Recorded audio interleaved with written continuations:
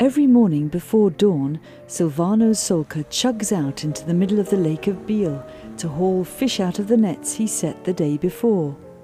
His grandfather was the first professional fisherman on this lake. Silvano's been running the family business since 1978.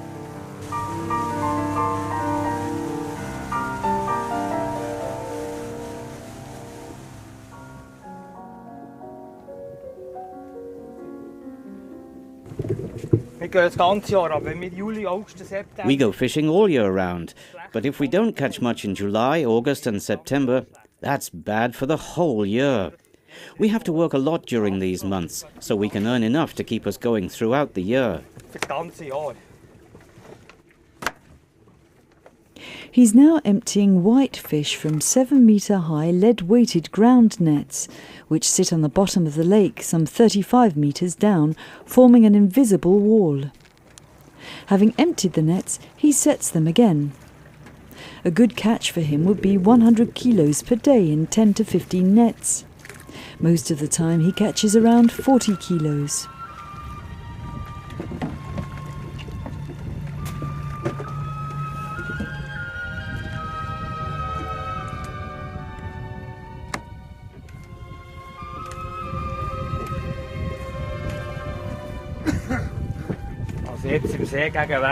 Now I have about 2.5 kilometers of nets, and today we're checking 2/3 of them. We keep the floating nets in the same place, but the ground nets are moved around.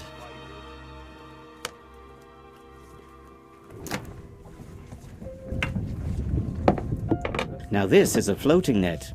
As the name suggests, it floats beneath the surface. It's anchored at the sides with large buoys and held down in the water by small floats.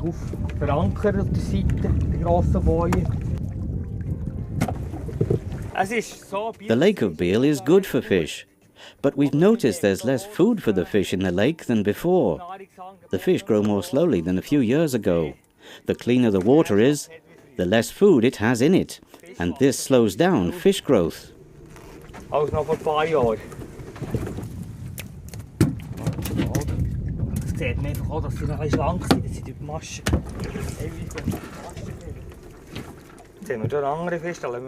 Here's a different type of fish. I'll let it go.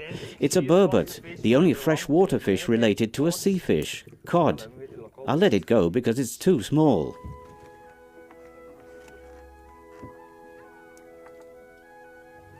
The floating nets are 100 metres long and up to 10 can be strung together.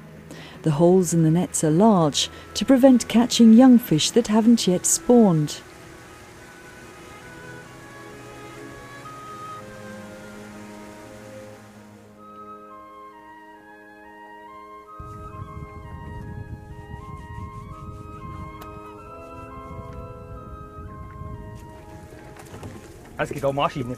You can get machines to pull the nets up.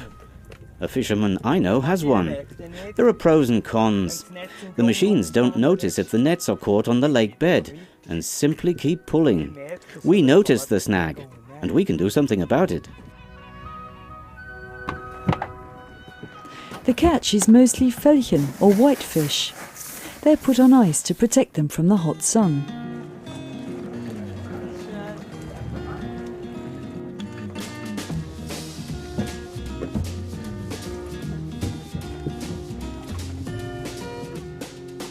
The Swiss consume around 56,000 tonnes of fish and seafood per year, an increase of 1/5 over the past 20 years.